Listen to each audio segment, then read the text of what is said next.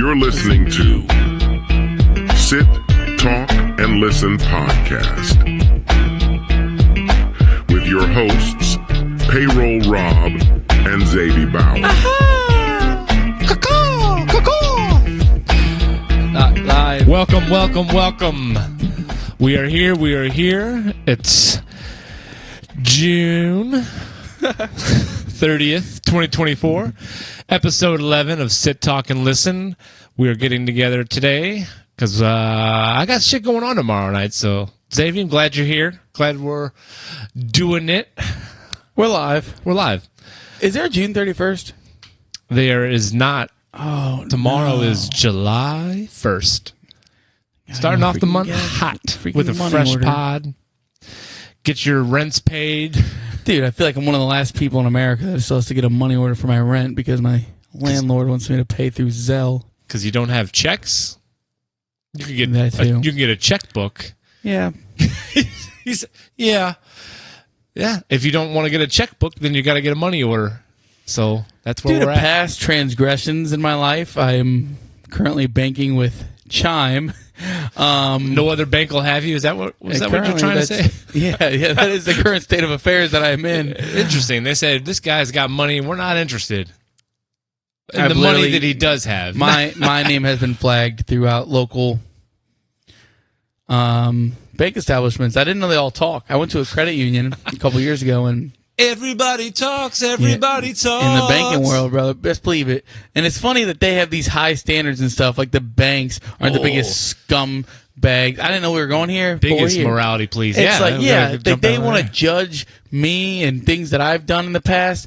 Hello. Have you seen The Big Short? I mean, looks like somebody was bailed out from billions and billions of dollars, and it wasn't me. No, God. Hey, that's facts. I didn't get any bailout. I wish. But now I have to bank with Chime, which, shout out to Chime. Like, they've been there for me when I needed them. But I can't use Zelle. Hey, look, if Chime's looking for a podcast to sponsor, we're here for them. Yeah. I get all my checks early, sometimes up to a couple days. So that's cool. So what's up? Shout out Chime. Chime. Chime is not partnered with Zelle. Ooh. My landlord asked that he said either pay Zelle him or Zelle. He doesn't have Venmo. Zelle or either PayPal. It's got to be Zelle or it's got to be a fucking money order or a check. That's all it'll take. No. Yeah. I guess that makes sense. At least he'll take digital payments. I mean, I remember renting for the longest time, and they obviously weren't doing digital payments, and then it was money orders. But it's the first of the month. Wake up. If you're listening to this, it's tomorrow. I mean, I could upload it tonight. People might even get the sneak peek on the first of the month. So, but I do think that we're already bearing the lead. One second. What is the lead? I don't know. We were talking about the lead. We had a hot comment come in on last week's episode that I wanted to address right off the bat. We're going to bring it up. We're going to bring it to the forefront. Last week's episode, as you all know. Yeah, they've listened. Thank you for listening. They listened in order. It was a Stanley Cup. Game 7. That was it. You guys remember me and Bob were kind of going in between periods, and the topic of Caitlin Clark came up, and Bob kind of had some hot takes. Yeah, we're talking hot takes. I was just, that's my barometer, my read on the sociological encompass, just the way that society is. Do you want to rehash some of your statements before I read the comment or after? After. Okay, so a YouTube user by the name of Brendan Butler 558. Who's that? I'm Brendan Butler 558. I don't know. They've commented and said, there have been many white women in the WNBA who didn't become mega stars. Clark is popular for her style of play. She will pull up from anywhere, and that appeals to today's basketball crowd. It's exciting. It shouldn't be about race. But society, in a lot of ways, made it that way. Reese, as an Angel Reese, is a good player. Yes. But I'd love for her to just embrace the rivalry and understand she doesn't have to like Clark. She cannot like her and let that fuel her competitively. Magic and Bird are both loved for the rivalry, amongst more, but they embrace the rivalry. Reese acts like her rival, then backpedals and says she really does like Clark. That I don't like. Yeah, I don't know. I guess, sure, maybe in my comments it wasn't mentioned about her skill sets, that being Caitlin Clark. That obviously has a lot to do with it. I was just focusing more on the other side of things of why the skill set and her race played into it, and that's not wrong. It's not wrong for, more people to be fans of hers because they can identify with her, and it's obviously her skill set. But I'm saying that was, I just thought that was a given. Obviously, she's got skills that are, superior in a lot of ways, leading scorer in college and that kind of thing. I just figured we were focusing on it at that time and that point in that conversation in the grander scheme of things, that it's become a race issue, and it doesn't need to be, because it's okay to like people that are the same race as you. Now that is what I was trying to get at, which seemed to be a hot button. I had people off the air also messaging about that. And you know what? I do love that you say and feel, I don't think anything that you're saying comes from a place of malice. No. But anybody that knows me comments knows that I have colored TVs. Well, I guess we're gonna sidestep that one. Yeah, like I said. No, it's just, that's all. We were just having a conversation, and the fact is it's okay to like somebody that's your race, but if you don't like somebody because they're not the same race as you, that's when there's an issue. I don't understand why that's it's not a difficult, to me, it's not a difficult concept to get behind or understand. Call in to the phone lines if you want to debate this topic. I wish we're taking calls. Yeah, I'd love to get to a point where we could take calls, because I don't know, sometimes I feel like I don't necessarily, I don't know, some of these are narrow waters to walk, and not that I'm very comfortable sharing my opinion on things as I have. I still do think you are an absolute liability financially if you're planning your trip to go see a solar eclipse. Don't travel for the eclipse. It's the stupidest financial decision you could make. But I do not think that I can stand behind I don't know. I think when you get into the realm of saying you can like players because of this or their features, I don't know. I don't necessarily think I agree with that, and that's okay. We don't have to agree on that. Yeah. Nobody said we have to agree, Zadie. But yeah, I do think there's it's interesting, because I think that if they would have leaned more into it, and Angel Reese, that commenter said, would have embraced more of a villain role and been like, yeah, fuck Caitlyn. I had a lot to do with it, and I will say, and I think I said it last week, Angel Reese had a lot to do with how big that series was. And yeah, it was every hero needs a villain, Yeah, and I think Angel Reese could have leaned into that. And I think that Larry Bird kind of played that role in the whole Magic and Larry, and their rivalry went from college to the NBA, much like Angels and Caitlyn it seems to be transcending their respective college to pro. Yeah. And there's a lot of parallels. Larry was obviously white, Magic black, but I don't think that it was made as much about race. Granted, we weren't around back then, but I think that it was more about look at these two amazing players. They made basketball. They catapulted the NBA into the popularity that it was. There would be no Michael Jordan and all that if it wasn't for Larry, if it wasn't for Magic.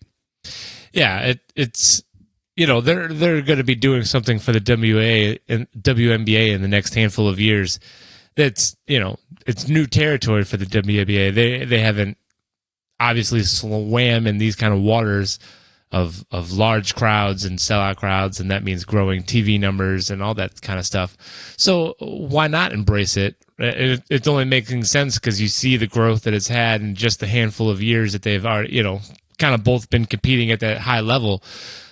So it only makes sense to just go ahead and embrace it and really, it's make the push and be that villain or be that whatever, play that part for the growth of everything as a whole.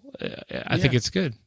I'm here for it. I'm watching a little bit of NBA, but not a lot, but every once in a while.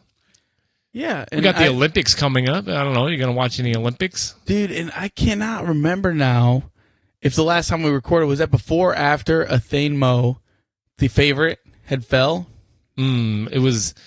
I think it was. I don't think we talked about that. We had not talked about that. So Athene Mo, who at 19 years old won the 800 meter women's was the favorite to win it this year. And this is what's so interesting about the trials. Yeah. Is you could have a massive mishap, and that would cause you to miss the Olympic Games. This is something that's the pinnacle of the sport that these athletes are doing. Now, granted, they have other games and stuff. Yeah, there's the World Championships for all those things, and there's a lot of other events, and if you are successful at those events in a longevity type of way, you're going to be better off with sponsorships and getting things like that to where, you're going to make money that way. So it's not. I understand what you're saying. You put a lot of time and effort for that mountaintop pinnacle moment of the Olympics. You're like, this is what we all train for, and it's one moment, one sidestep can take that chance of even going to the Olympics away from you. So yes, and Athane Mo, who she's kind of known for her longer strides and stuff. So like from what I've seen and from what I've heard, people are surprised that this didn't happen sooner. But what happened was in the trials qualifiers, she got tangled up, completely ate shit. Oh, what a tangled web we weave. And she will not be now, due to that, she will not be competing in the Olympic Games in the 800 meter, which she was favored to win, which she won last time at 19 years old. Mm-hmm. I feel for her. I personally think like that. It's tough. What are you going to do? What are you going to do? You have to have that. It don't matter what are you going to do, but it stinks. But I know. I'm just saying you can't. It does stink. It does stink. But at the end of the day, we have these trials and qualifiers because you want to make sure that going into the games, you have the person that's on top of their, selective event as the best they can be. So that if they won these qualifiers a week ago, that's hopefully going to be the person that's competing at the top level of the game at that point. You can't just always guess, well, this person had the best scores, and they had an incident at the qualifiers, and they got knocked down and whatever, fell over, and they weren't in the race. We have to let them compete. It was just not fair to everybody else then, And speaking of controversial... Controversial topics surrounding the Olympics. Okay, yeah, I'm here. I see that I'm going to have to look at this guy's name, but I guess... Yeah, controversy, Olympics, guy's name. We're gonna. Do you know what I'm talking about? No. I need some more clues than that to put it all together, I think. Okay. Well, you keep talking, and I'm going to find this. So there are Olympic Games in France, Paris to be specific, I want to say. And some of the French people are not happy that the Olympics are going to be there. And we got Xavier back with the information. Okay, so there's a Dutch Olympian. Oh. Well, Steven van de Velde. He's a beach volleyball player who spent time in prison for R-wording a 12-year-old girl. Oh, no. Who say it on here? What country is this guy from? Dutch. Netherlands, is that? Yeah. Mm. But he has... This was in 2014. And guess in their country, like the punishment for that isn't as severe, so he served his time. And he is now qualified. He will be in the Olympics. A convicted... Yeah. I don't know, of a 12-year-old is in the Olympics. And people are... Sure, yeah. People are fired up because if you remember... I bet, yeah. Super fired up. I guarantee it. These are the philosophical conundrums that we are facing as a society. Well, do you remember Sha'Carri Richardson? Yeah. She got kicked. She wasn't allowed out for weed. Yeah, but this was a Team America. But you could see though from the public's eye how the conversation. Yeah, it's real easy to write the headline. Rapist allowed in. All right, there it is. We're gonna say it.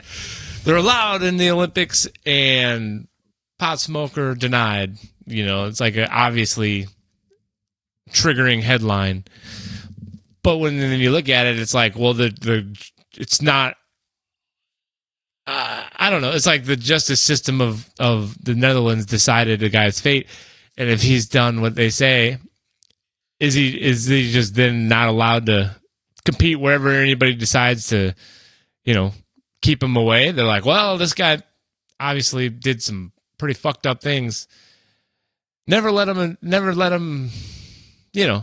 be part of anything ever. Do you want me to read any of this article about it or no? Yeah.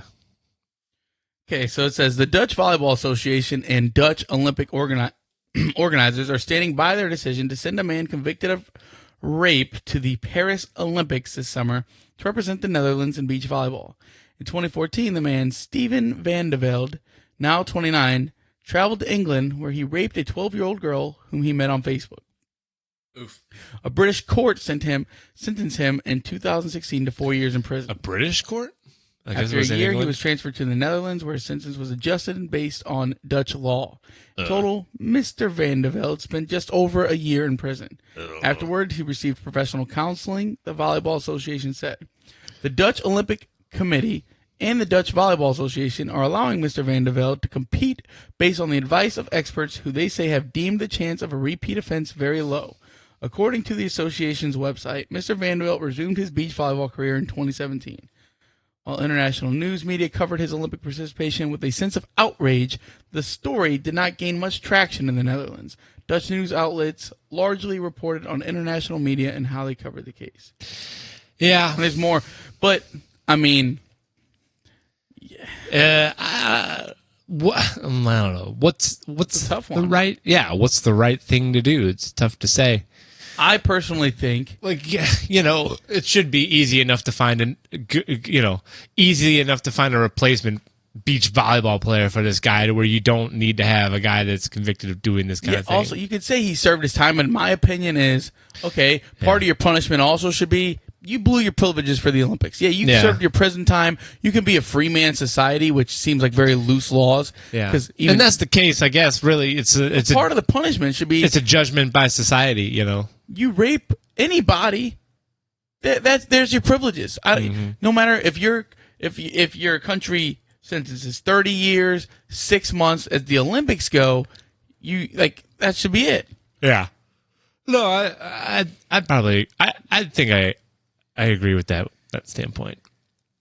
I agree with that. It's even though whatever you've gotten out of jail and whatever, you might be like, "Oh, I've served my time that was told to me by my country." It's you still have to answer for doing those things to the general population at large, and you're always going to be labeled as the guy that did that, and that's all right because you did that. So you have to, there's fuck certain you things for doing that. if you cross that line, no matter because on the other end, there's an innocent girl out there who has to now, probably not watch, but she has to be aware in some capacity, I imagine, that her worst nightmare and the man who was responsible for this is getting to compete at the highest level and really just, has completely moved on from that. She has to live with that trauma every day. And it's that's just, is it worth it? Nope. Yeah, it definitely should. It's a big surprise to me, and I can't believe that, the Dutch government or the whatever Olympic body couldn't figure out this is probably pretty bad look. There's got to be somebody that's at least just as good of a volleyball player as this guy. He's not fucking. This isn't accusations. This God's gift. He was convicted of doing it 100%. But they're acting like it's, I guess, the Lord's gift of volleyball. This guy has to play volleyball. That's just wild. And sorry to bring up such a dark topic, but I think it is kind of relevant for the. Yeah, I hope they get knocked out in the first round of the Olympics. That'd be great. A little vindication for everybody. Yeah. It's on that same kind of line. We're talking for them not to the whole time. I was talking to Jay about weird coworkers that you've had over the years. Many of us she's had some interesting ones. This one guy. It's funny. She's one of her strangest coworkers was a guy named Dwight, and he was similarly strange as Dwight Schrute from The Office, but did not have the lovable, redeemable qualities as Dwight Schrute from The Office. So this guy was all crazy Dwight, no good parts of Dwight, and it got to the point where it's the dude would be worse and worse, customer facing, and if he was talking to customers, he started almost preaching the word of God to them at a point and being the end of the world is near. Make sure you're repenting. And it's like, that's weird. You know, it makes me feel a little uneasy. So then it got me thinking about like if there's any coworkers that I've had in the past that I was like, I don't know about that guy, like made me just feel uneasy, or I don't want to be like, oh, he made me afraid. I was afraid of that coworker. But, you know, was there anybody that gave me pause and made me think like, shit, that dude is not okay. Like that person might commit some serious crimes in their life. And I think there has been. I definitely think I've worked with some people that I'm like, that person might murder somebody.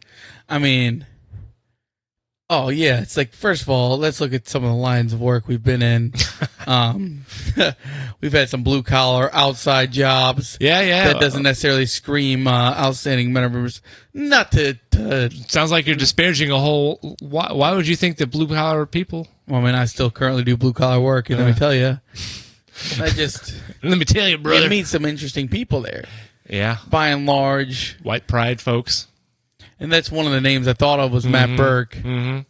Yeah, I just doxed him. It's okay. But if you have white pride tattooed on your calves, you might deserve to be yourself doxed. A little bit.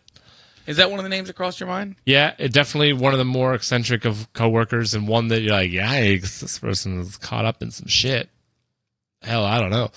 But then let's think. There was also, I mean, a litany. Like yeah, for sure. Restaurant workers tend to sway towards a little bit of the drama-driven people. You're always going to get some crazy stuff coming out of the restaurant industry. Yeah, dude, it's almost like I've met so many just kooky characters along the way that it's hard to just nail one this down. Title to one. Yeah. I mean, golly, dude. Is there just like one that you can think of the most? You're like, poof, that one is out there. I don't know about like committing crimes and stuff like this, but one guy who I thought was, I don't know, should we just be naming names? First names. Okay. Well, there was a guy that I worked with who just seemed to be making terrible decisions and not really using his brain. Was a guy named Jevin. Hell yeah. Oh, hell yeah. Yeah.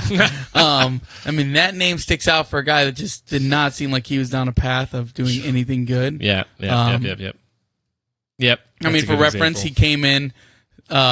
We worked at the Kia dealership together out in Bloomington, Indiana. And this guy, Jevin, was all zanned out. And we worked in the wash bay at this car dealership. And Jevin was supposed to be driving this Ford Raptor. And I don't necessarily know why they trusted him to drive this into the showroom. They said, let's get him to move it. But do you remember this? No, I didn't visualize. I mean, I know the story because he you told me. He completely just like messed up and drove into the glass and like just beep boop. Yeah. And it's like, wow. He said, I thought that's where the hole was. And that, amongst other things, I mean, certainly that name just sticks out because he just seemed to just super aloof, invite just bad things. Mm-hmm. Now, there's been people that make bad decisions. I think there's a difference between people that make bad decisions and people that seem to invite it. It's like this cloud that looms over their head. Yeah. Do you know what I mean? Yeah. Is it? I feel like it's one and the same almost though. Like if you constantly invite bad things to happen, then you're somebody that has bad things happen to you often. Oh yeah. But I mean, like sometimes by making bad decisions, sometimes you could want to be. Like there's the people that like seem good-hearted, but they get caught up in the wrong crowd just because they're looking for somebody to relate to. Yeah, and they get kind of tied up in that. And then there's the people that like they are the people that are attracting these. The bad crowd. They are the bad crowd. Yes, there's a difference. Yeah. I guess that makes sense. I see what you're saying. So how was this guy like Dwight Schrute? You said this is Jay's old coworker. Yeah. He just,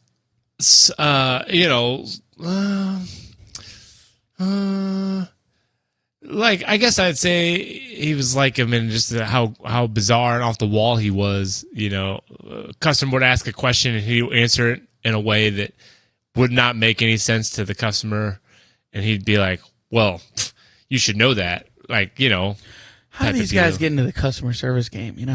That was an IT company, so somebody that might know how to turn off and turn on a computer got the job as a technician. Yeah. And then they're the ones that have to somehow fix the shit. God knows if I knows. Beat me, man. All I know is I'm not interested in crazy coworkers. This was nice. A lot of my jobs and work are pretty small numbers of coworkers these days, or none. None's the best sometimes. If I'm just working, me and some plants, me and some trees, me and some flowers, all good. Yeah, man. I'm trying to think of like just going through all these. Now, there's some people that I've worked with, like in the kitchens of restaurants that definitely don't think they're bad people, but maybe caught up in some nefarious acts. Yes. If you know, some of those past. But I don't want to like speak on them like I think they're bad people. Like I think there's circumstances that lead to these things. But like in that sense, yeah, for sure. Like one of my favorite people I ever worked with, man, I don't even know. Like I don't know if I want to get into this, but one of my favorite coworkers was a cook at one of the restaurants I worked at, and he had like a YouTube video where this British guy had came to shoot a documentary, and he was in the Blood Gang. Oh. And I mean, like he is. I feel like I saw this. Yeah, video. dude, hilarious. This dude's hilarious. But he's on this video, like talking about guns and the things that they've done with them, and like all the drugs that they're selling. Like, he was really in that shit. Yeah, I mean, So it's obviously there's people that are in it. So yeah, but I think it's different. It's like I don't know, it's different than from what you're talking about. Like, yeah, like gang-related activities and sociopathic tendencies. Yeah, I think that the people that have more like sociopathic tendencies and are just total, like you can just feel like that person's imbalanced. They could snap in an instant. Those people are more scary than the people that you're like, they're probably involved in organized crime. Because at least the organized crime people aren't as likely to snap off on a whim. And I think in today's age too, like I know I joked about the blue collar jobs, but I think maybe now I would associate more of that with like those tech guys, those IT guys that are in their basement, and next thing you know, like they're developing all these plans, and then they just snap off the deep end. I'm off the deep end. There we go. That's all I got. Okay. Speaking of programming, yep. Silicon Valley, and internet, AI, games. AI. One of the things that I discovered in looking at these podcasts. What'd you learn? Oh, yeah. Yeah, I thought it'd be fun to read the description of one of the last episodes. Yeah. I found it was really funny. It should be good. Not to say that this is AI. So go ahead. You read it and then enlighten the people. I'm going to read the description on Spotify for the last podcast that we released. Payroll and I did. And so it says, Game 7 and more. In this thrilling 3-part episode recorded during the NHL Stanley Cup Game 7, Payroll, Rob, and Xavi dive into a whirlwind of topics that blend sports with cultural observations and a dash of unexpected twist. Mm-hmm. The episode kicks off with a lively discussion on the state of sports fandom, touching upon the meteoric rise of Caitlin Clark and a wild camp tale of Marshawn Lynch. The hosts segue seamlessly into a quirky exploration of curse words in sports. So good, so good. When they're used, their impact, and their evolving acceptance in mainstream media. Listeners are treated to live updates and impassioned commentary on the NHL Game 7 unfolding in real time. Impassioned is a little bit eccentric. This is a little aggressive. It's okay. Listening are treated live updates and impassioned commentary on the NHL Game 7 unfolding in real time, capturing the excitement and tension of a championship game. Shifting gears, the podcast delves into the intriguing topic of MLB's declining popularity, examining the factors contributing to its waning cultural significance. Wow. A humorous yet poignant segment follows on the peculiar habit of wearing hoodies in sweltering heat. See? Prompting introspection on comfort versus... I could write this stuff if I tried. The pinnacle of the episode arrives, the Florida Panthers clinching the Stanley Cup, an exhilarating moment for hockey fans and a celebration of the team's hard-earned victory. To wrap things up, the hosts delve into a thought-provoking gospel talk of the human spirit as reflected throughout the lens of sports. See? And, like, that's just gorgeous. I mean, dude, I read that, and the first time I read through that, I was, like, in tears laughing. I mean, because you listen to how otherworldly that's written, and then you hear two ass clowns. Buffoons talking.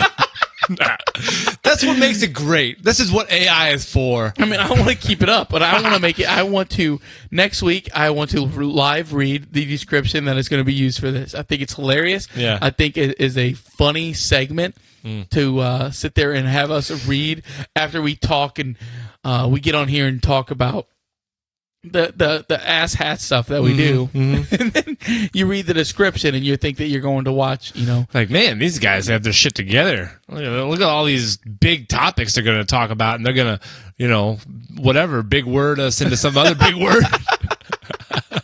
It's fucking hilarious. Look, dude. I'm just saying, as the guy, as I'm the one, that puts it all together and gets the stuff uploaded and gets it out there to the people, to the masses, for them to consume and enjoy.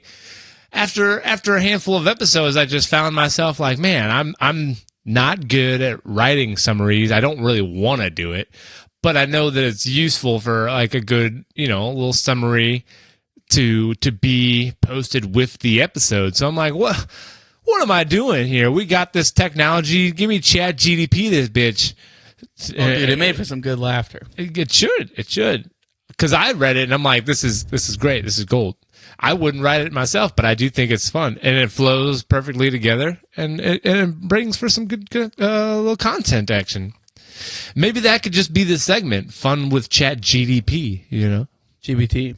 Yeah, that too. Yeah, you know me. Yeah. So also, a topic that we were talking about last week and kind of wanted to retouch on was the MLB and the state of affairs. Now, we went to the game Friday night. Yep. It seemed to be a pretty big crowd there. Yeah, 40,200. 40,000 plus. That was encouraging. I didn't actually do any studying on the numbers of that, but there was also a little bit of pushback from some people saying that they think it might be more of a local St. Louis problem, and that actually baseball's popularity is rising throughout. Just wanted your thoughts, 100%. I'm bringing my thoughts. I'm telling you right now, if you look at the numbers of major sports leagues and in social media engagement where the youngs are, MLB doesn't have the same engagement as the other major sports in this country at this point. So that just, that's thinking about like upward growth and where it's moving. They're not there. They don't have the engagement of the youngs like the NFL and like the NBA and even like Major League Soccer and NHL was more popular. Let me make my statement here. He's going to come on in. I'll say it time and time again. Hello? MLS and soccer in general, while I can see some of the excitement, but America has the 4 best sports. Before? Soccer is not one of them.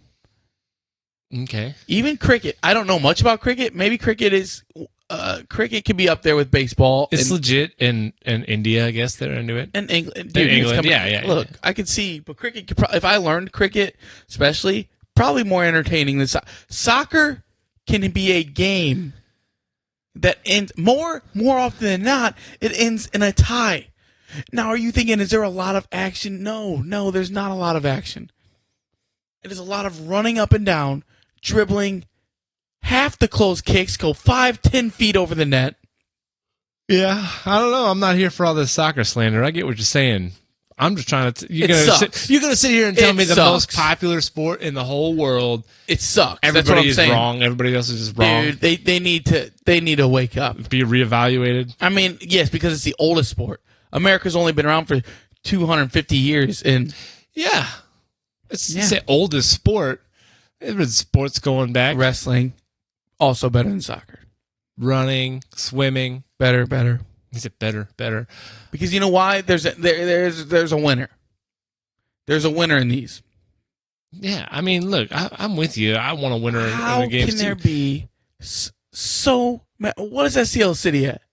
A lot of ties. 3, 7, and 10? I don't even know, to be honest, right now. It's not a lot of wins. Oh, and Not a here's lot this. of losses either. Don't get too attached to those players, because if they do good, they are taking the first fucking trip out of your city. Damn. Look, I'm just saying. You want me to sit here and get excited? I'm not telling you to get excited about soccer. I'm just trying to tell you why I feel like there's one popular sport in this country that's not growing, and there's one that is growing. As far as if you're looking between baseball and soccer, soccer seems to be growing. Baseball seems to not be growing. I hate that I had to step on soccer to stick up for baseball, but last week you were pretty impassioned on your takes and stuff, and I feel like I think that I sat here and let a sport that I love, baseball, get dragged through the gosh damn mud, and I'm sick of it. Baseball, been around for 150 years. Yeah, it's true. It's a very skilled sport. Mm-hmm. Anybody can go out there and kick a soccer ball. Anyone.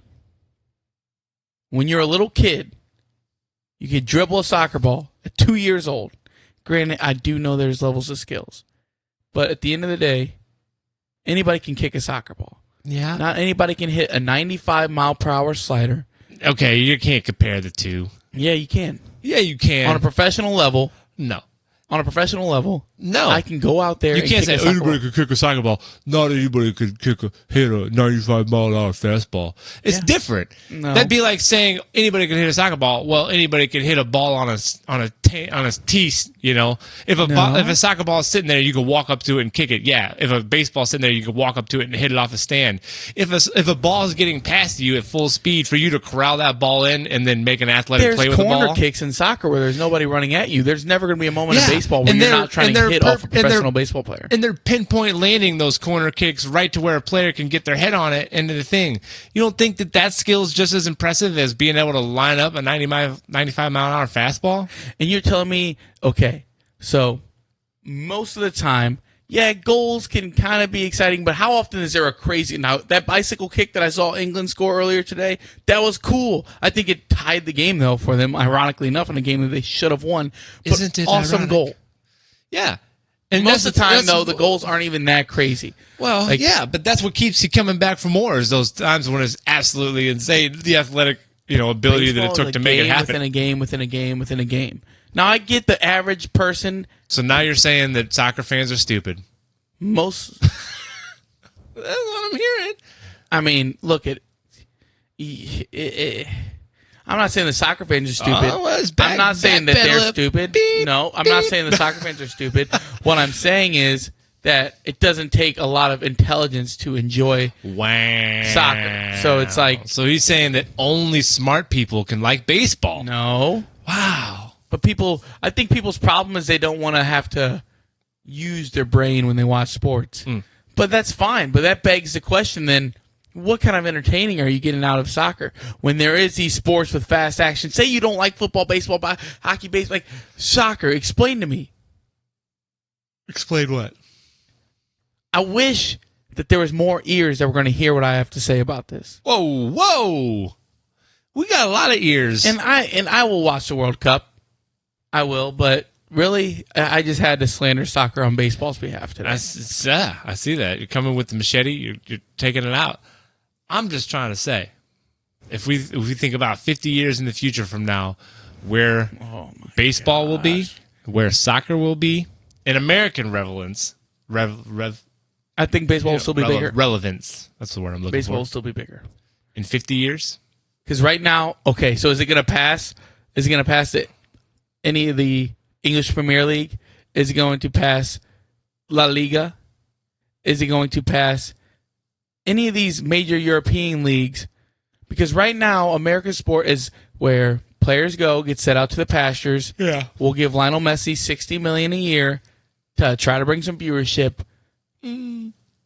But if any young players have any aspirations of competing at the highest level, they leave the minute they can to get out of here. And you're telling me that's going to change? I don't know. I'm Because just bringing up the opposite. question. Baseball's the opposite. Like the pinnacle is the MLB. Now there's some Japanese players that want to stay there. There's Japanese players that are playing right now that could be playing MLB, but for the most, their best player is playing here.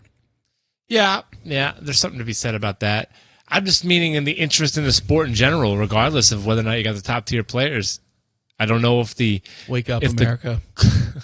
if the global interest is going to be there for baseball, because that's what it is. Baseball is such a regional sport that's what it is. Like you see, fan bases are only region by region. Once your team is eliminated, 90% of the people from that region check out on the league as a whole. They're only interested in their teams. Not to say that soccer fans aren't the same in other places and in places like that, but it seems like the league as a whole is trying to grow in MLB more than just individual teams. And it's just hard to make a guess on what people will be interested in 50 years, because it seems like people are much more interested in like the larger picture. What's the country doing? What's our continent? What's the whole world doing? Not what's my town doing? What's my city doing? People are less interested in that and more interested in the global picture. Unfortunately, I think that's for the worse, but I'm saying that I think that that's the way that a lot of people are focused in thinking about the growth of things on a bigger scale than just, around them. Yeah, I mean, I hear that, but from my vantage point, soccer, and even European soccer, which I don't feel as strongly against. Like, I can see the excitement out there. They have the best players in the world. But even then, they don't all play in the same league. Right. It doesn't make sense to me. The transfer portal, everything. You don't always want to have banana lands. Yeah. I don't know. It makes some parity if you don't have all the best players in one league, I guess. But at the same time, then you can't be like, well, then you're a true champion because you don't have all the best players competing against you, I guess. Yeah, I mean, so that's a little conundrum here. All I'm saying is I just don't know, man. The future of baseball doesn't always seem to be on the upward trajectory. Is all I'm really trying to get across. That's all I was really trying to convey. Well, I think that's going to change.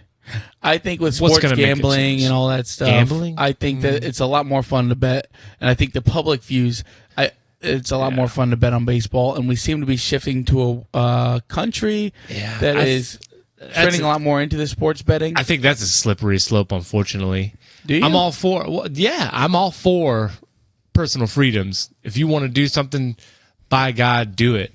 But I think we're just starting to see more and more that with the openness that gambling is there, that there are a lot of people in their 20s and 30s, but a lot of them in their 20s where it's like they grew up and it was like they were 13 years old when sports betting became legal in their state. So now they turned 18 and they've only known that it was legal and like, oh, this is so normalized.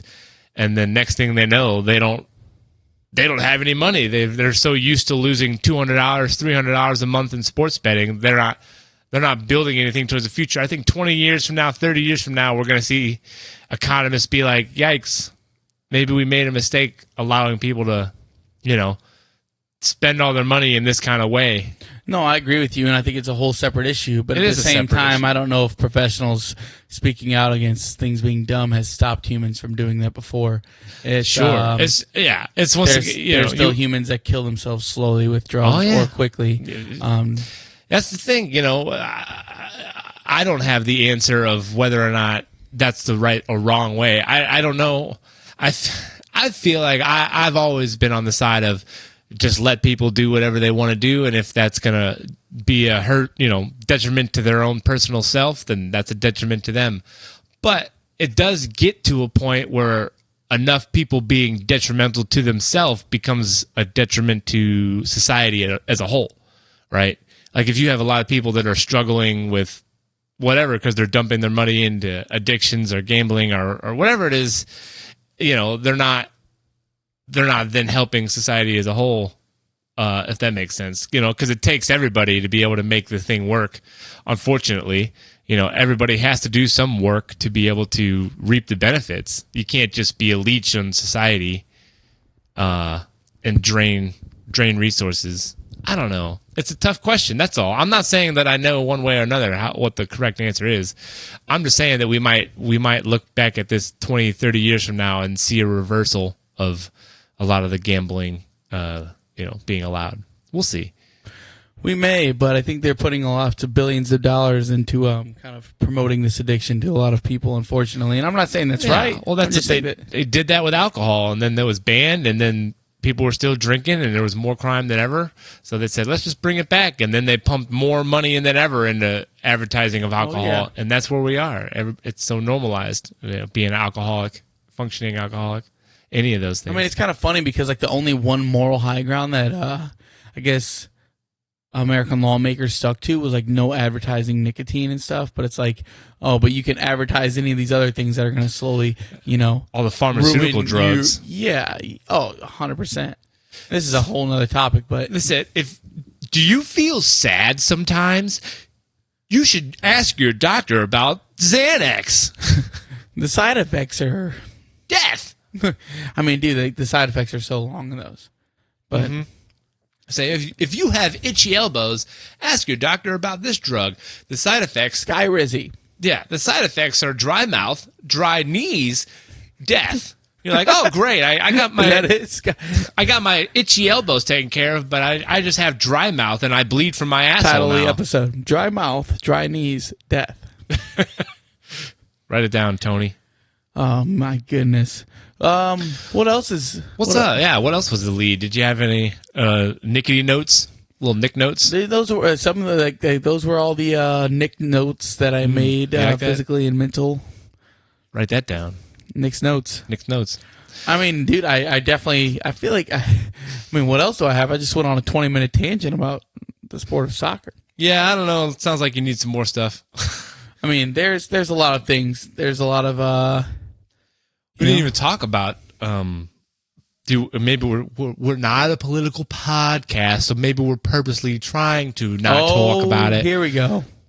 But what a mess we're in with our apparent candidates we're going to be fed, here as voters in America. They're going to say, there's no way that Joe Biden makes it to the there's no way. Yeah, that's kind of so the debate was last week for those that somehow might not know. And that's okay if you don't know. I envy you if you weren't aware of what's going on in American politics. Well, I don't, because it was hilarious. Well, yeah, the comedy that ensues and the memes that come after it, it's funny, but maybe that's all we're doing. We're all just going to go ahead and have a good chuckle until our imminent demise. I mean, what is happening? Are we in fucking Twilight Zone? We're in La La Land, brother. That's just insane. I've never seen something so just bizarre. I mean, not only have you never seen it, I don't think most people in American history have seen something like this. No, we're living through interesting times, which is like the biggest insult you could give somebody, right? Say, I hope you live through interesting times. Well, brother, we're living through interesting times.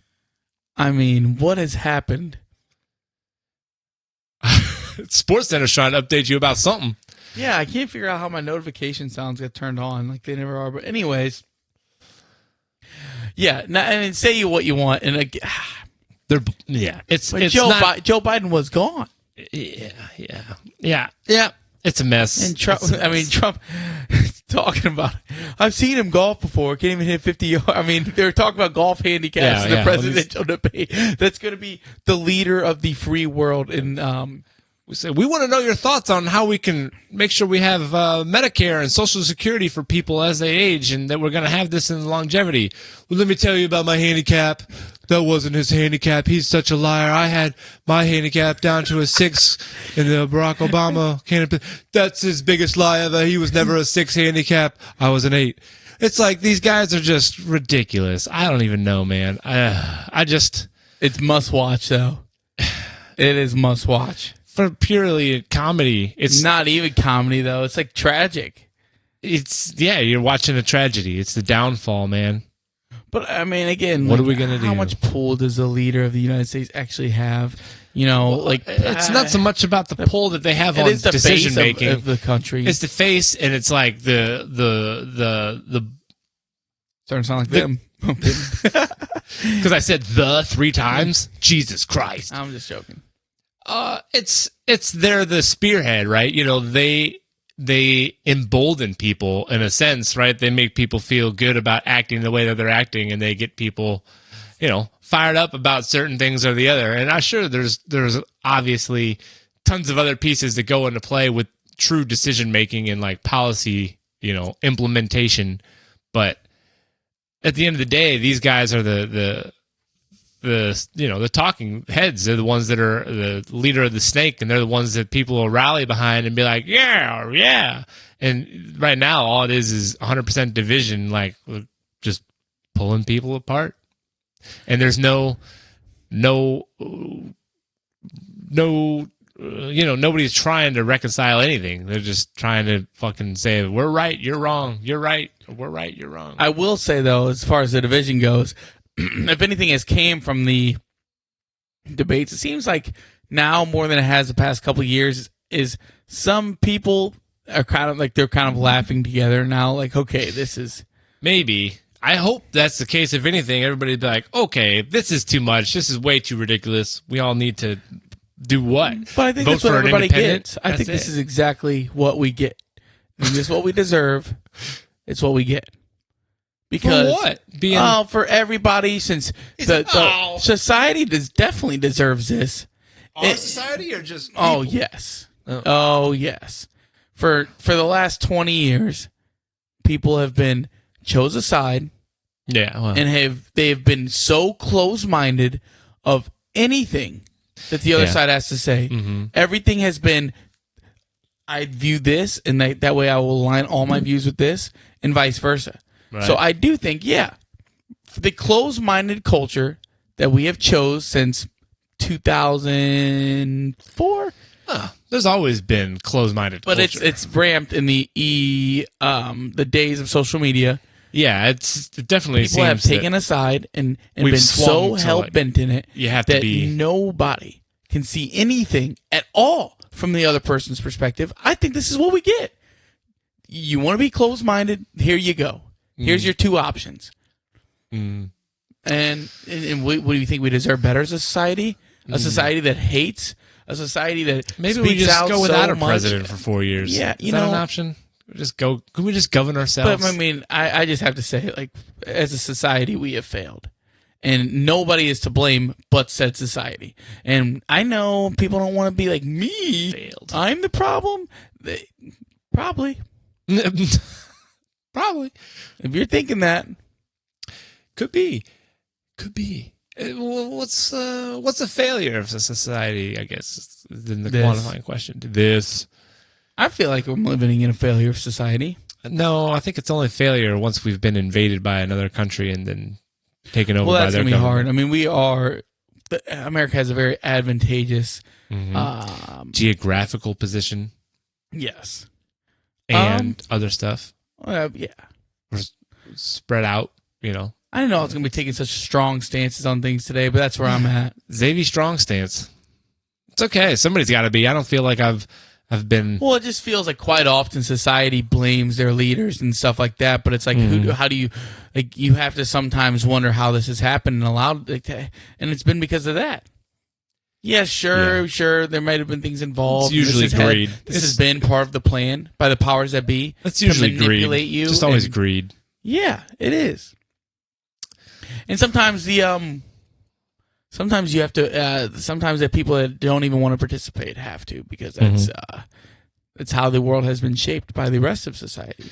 Most of us don't want to participate, but we got to because I we're don't know about born. that. We're born into it. I don't know about Well, it depends on what you mean participate, I guess. I'm just mean participate in the fucking the whole song and dance, the charade, the parade, the wheel in the sky, brother. the circus. Yeah, We all have to participate, or you're going to be homeless living on the street. that's what I'm I mean, saying. Yeah. Okay. But you don't have to participate in some of the shenanigans. No, not all of the shenanigans, but some of them. You have to go to work and act like you want to be there. You know what I mean? We don't want to be there. How has this happened? What did they do to us? Have you ever been facing death and the first thought that you had was, well, at least I don't have to go to work tomorrow? That's messed up. What did they do to us? Dude, gosh, man. Sometimes the funniest things are lying in plain sight and the dark truth. That's the best part of comedy is you take the things that are kind of true and you just look at it humorously because you know what? At least we can laugh about it. Otherwise, man, it would be dull. But by golly, man, like you said, when's the next debate? Can you pull that up, Tony? Tony's gonna give it the old check real quick. Gonna look at it. Do you think Biden is in the next debate? That's the question. Have to pull him. So yeah, do you think that they do it before then, or do you? I mean, can he go out there and do that again? I think it's almost kind of like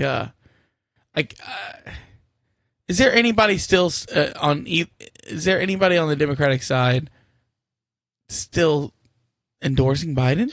I don't know. It sure seemed like every single one of them was jumping ship and being like, "We gotta do something, dude." They said so. The next presidential debate is going to be held September 10th, about a month before Election Day. Really? Yeah.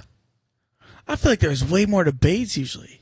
No. They start ramping up the debates there at the end? No, because what has happened in years past, and we didn't see much of that this year, was there was primary debates, between primary candidates. They're going to have to but there's no real primaries this year because they know who the candidates are going to be, so there's really been no primary debates. They're running it back. Yeah, I guess so. Is this our fate? We just going to run it back dude, Donald Trump. Even Trump's 78, right? Yeah. 77 maybe? Yeah. What do you think? Would that be best situation possible? Is like if...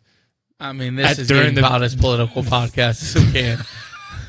It's not a political podcast. What do I think? I don't vote. I was going to say, do you think that would be just the best case scenario for the country is if during the next presidential debate, we just offed both these guys? Just start over? Well, I don't think... if Trump wins, which... If he wins, in my best estimation, it looks like it's trending in that direction. If we're being honest, like it, love it, hate it. If you want to move, whatever you want to do. Yeah, I don't know. I'm just telling you what I think is going to happen. And I don't know if he'll be if 4 years of that, then they'd have to get two new candidates. I don't think Trump can't serve a third term. I don't know. I guess I don't know the rules about that. If there's... Is it two consecutive terms? I don't know. It might just be... there was a president that served 3 terms. It was 4. They made the new rule, or they made the rule because of him. But yeah, I don't know. But at the end of... If Trump does win and he serves it out, he'll be 82 at the end of that, which Joe Biden's 81 now. Mm-hmm. And I don't know. But, it certainly seems like it's heading in that direction. I think even before this debate, it seemed like Trump has a lot of public support. And yeah, it's tough to say. It seemed like it's heading in that direction. It's tough to say. If you were a betting that's man, what the, Let's pull up the... oh, boy. The odds are obviously going to be skewed right now. They're going to be going off of... Well, they're odds for a reason. Current stuff. And I don't know. All those are based off of just numbers that are available and hearsay. I feel like the people that are... in support of Trump are the loudest. Everything we talk about is hearsay. Whoa, pulling the veil on the show here. I'm just saying. From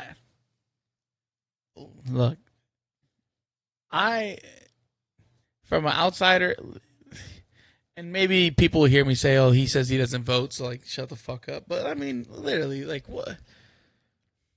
What? What are you saying? I have not seen a candidate worth voting for him. Maybe I would. So vote for Barack. Mm-hmm. Mm-hmm. So, but maybe if the Democrats want a chance, they'd put Michelle Obama up there. Yep, she's an outside. If they want a chance, they won't, but they should. I'm just. Dude, for how much they hate.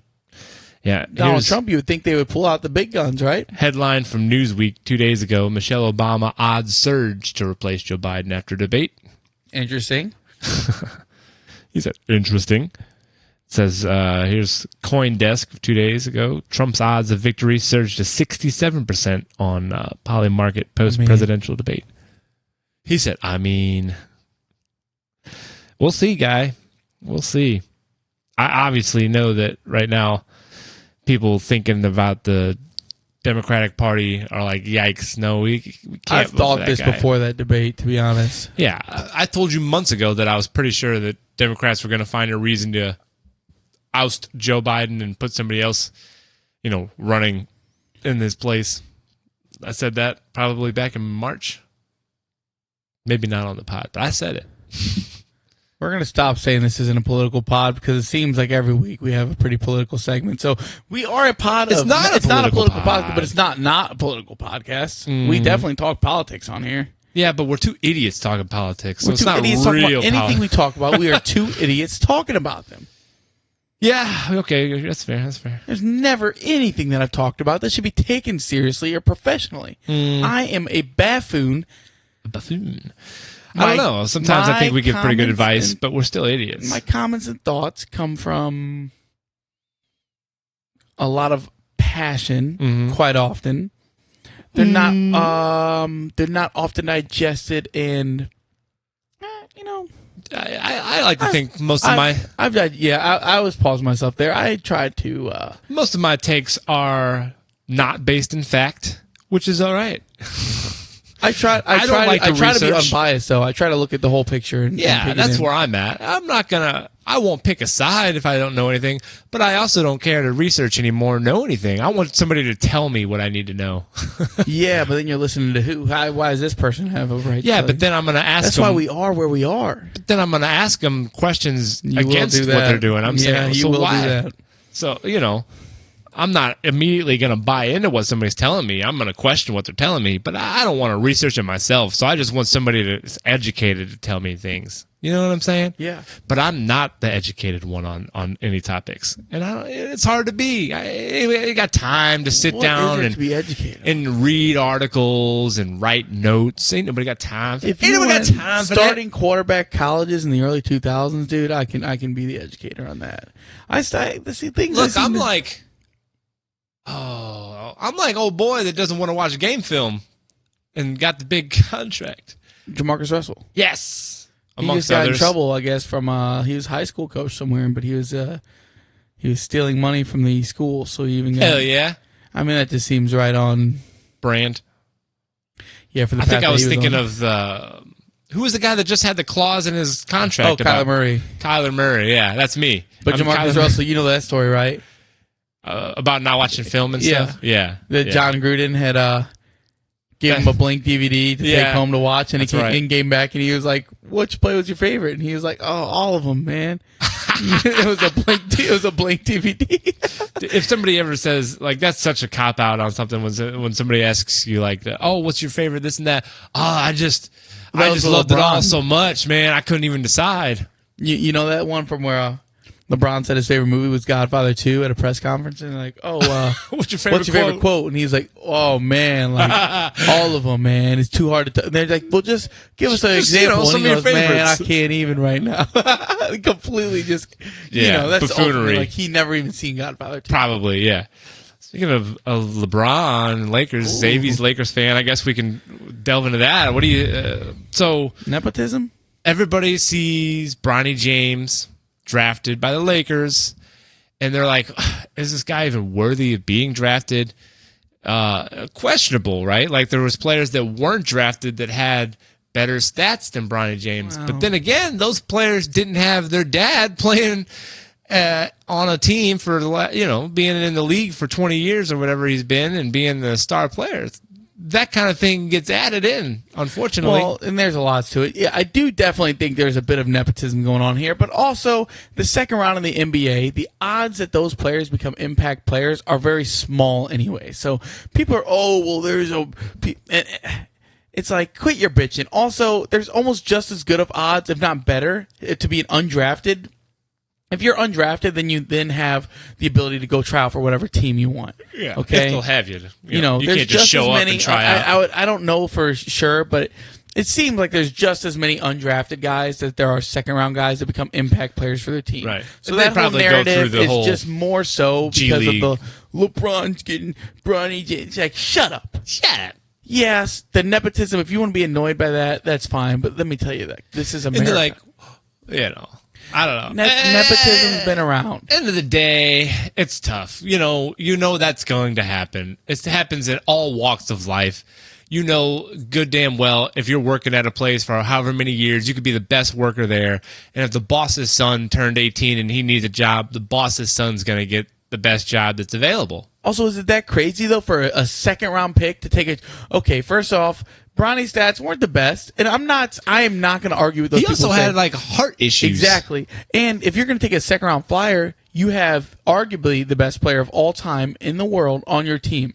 Now, do you want to take this guy who is birthed of that son, who shares half of his genetics, and have this guy around him, mentoring him all the time? Now, that seems like it could have some potential. There's definitely a lot of other sports where players that don't have the best stats get drafted higher than somebody does because of their physical attributes. Right. That happens all the time. Now, just because his name is Bronny James Jr., it's going to be highlighted. Mm-hmm. But it's like they're acting like that Bronny was taken 6th overall. I like it. I agree. No, it wasn't like he was just they just reached way out of the line and got him, way crazy. And it's like, the more I've thought about it, like I said, the more I've been like, well, that's just what it is, He probably does have a better chance of success than some other guys just because of the fact, like you said, that he's grown up in the environment that he has.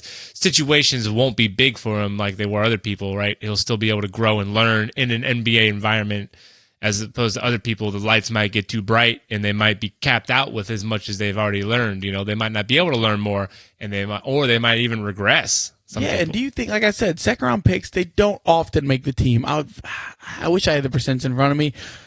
Keep talking. But do you think that if they just took some guy out of Arkansas State in the second round, that LeBron James would give that guy the time of day? No. Work with him in any capacity? Now, this is arguably the best player of all time, and by no argument, it's the top 5 player of all time. Now, you're telling me that he's also known for his incredible basketball IQ.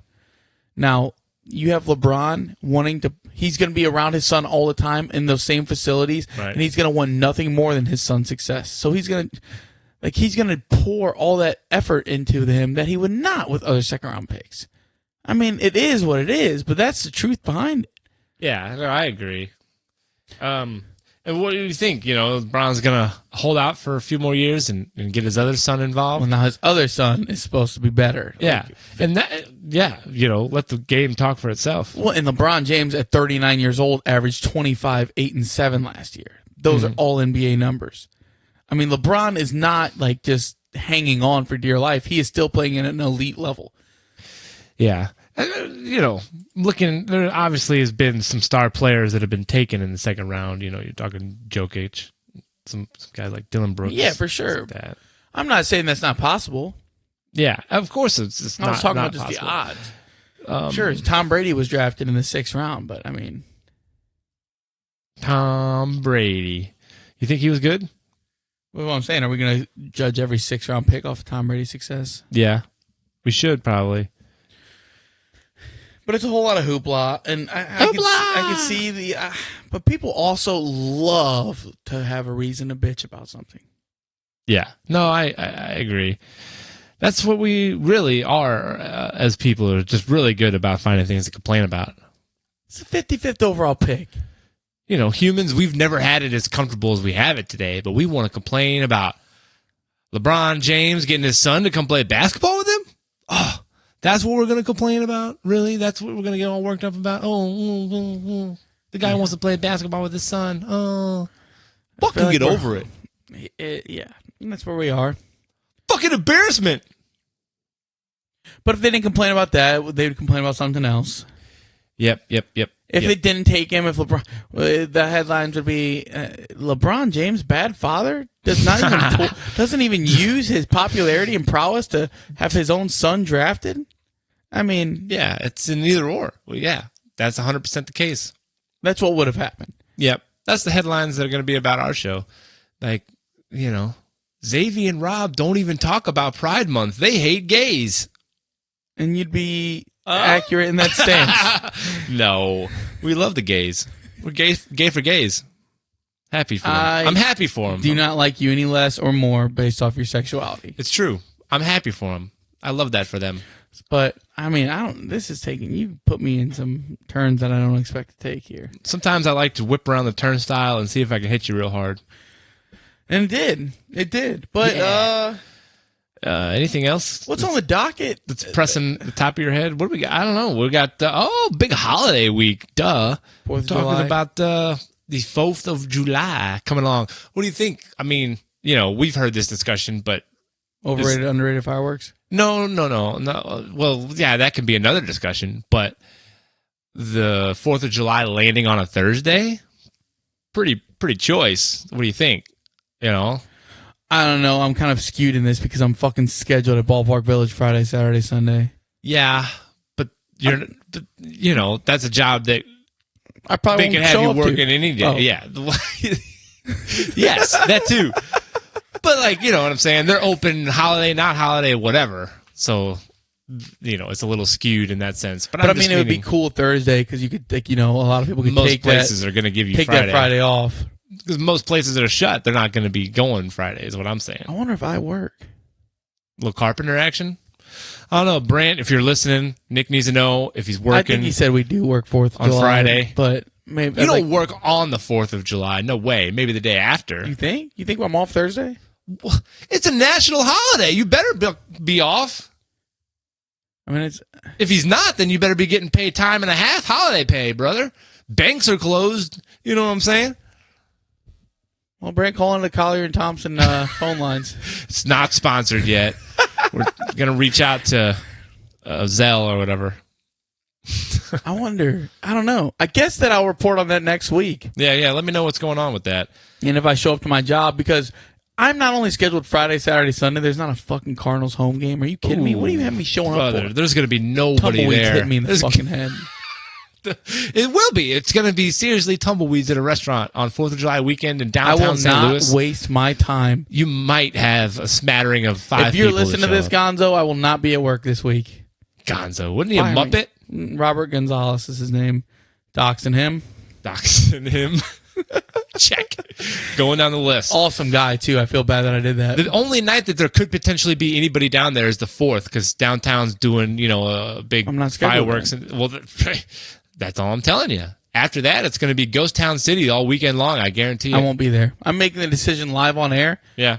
Davey's be not there. coming in. Suck it. They can call me. Call me maybe. So 4th, I don't know. Yeah, so gonna maybe see some fireworks, maybe blow up a thing or two. Hell, I don't know. But we'll probably go out of town for the weekend. We'll go to our cabin, little country place. It is nice. I would like a trip there again some point this calendar year. Yeah, man, we'll have to get out and do some kayaking while the weather's nice. Yeah, some kayaking. Is that what the kids are calling it these days?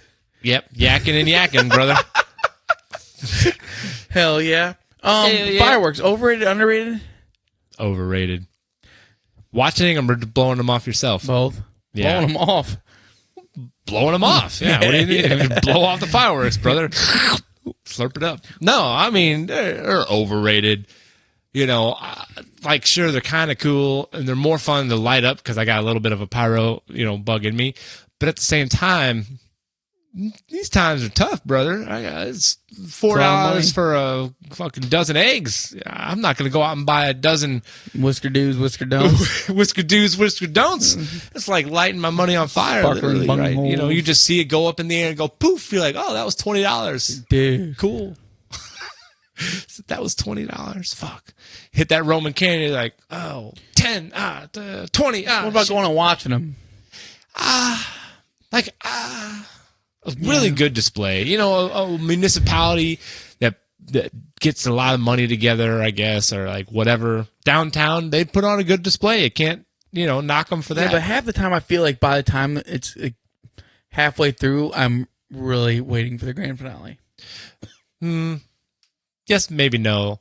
It depends, man. Sometimes they spread it out well. You're like, ooh, there's a weeping willow looking firework. Those are always the best. And they throw it in every so often. You're like, okay, bang, bang, bang. And then the big fucking loud ones. You're like, oh, cool, great. I don't know. And then the ones that they can time off with like music. If you've ever seen a fireworks show that was actually timed to music, that's usually pretty good too. But outside of that, it's like, I see it once. Happy 4th of July. You know, it's ironic. I'd rather drive through a cool Christmas lights display than see a good fireworks. Oh, that's an interesting one. Especially if it's choreographed with music. Yep. No, I think I probably would agree. I'm more intrigued by good Christmas light displays than I am fireworks. Because I guess it's the origin story of fireworks. It's like, what are we doing? We're celebrating independence by blowing things up that sound like bombs? Is that... Yeah, war! Woo! What is it good for? Boom, boom! Blowing up fireworks. That's what war is good for, I guess. Hell, brother. I was quoting the song. I know what you were quoting. I met the guy that was the engineer for that album and produced. Oh, really? Yeah. At EI? EI? Yeah, he came and was talking with us for a while. That's cool. Pretty cool. He also recorded When the Levee Breaks by Led Zeppelin. Famous track. Pretty cool. Pretty cool. That is cool. That is cool, Stu. Yeah. It's, So, you know. we have a 4th. We'll come back, report on that. And, yeah, I mean, I think that I've covered everything that I wanted to delve into or whatever the AI is going to write up for us here. This should be an interesting summary for AI today. It should be good, though. We'll read it next time. I feel like we're somewhere between our normal time. Yeah, I think we've gone the distance. We have gone the distance. Okay. Whether or not we've talked about anything important, I don't know. That's to be determined. What is important? Yeah. Find out next week. We're going to come back to get that question answered. We're going to talk about what is actually important. Really, it's all perspective. I'll look it up. I'll do my I'm not going to look it up. I lied. I won't. Is anything important? But we're going to come back and we'll talk about it next time. I was about to get going again. Are you going to go in on it? About what's important, what's not? I mean, I just think it's interesting that it's like really what your perspective. You could literally have a. Yeah, let's just not get into it now. Yeah, and it could change however you decide. Yeah. Most things in life are perspective based. True. It's true. And on that note, we're going to shut it down. We'll see you guys next time.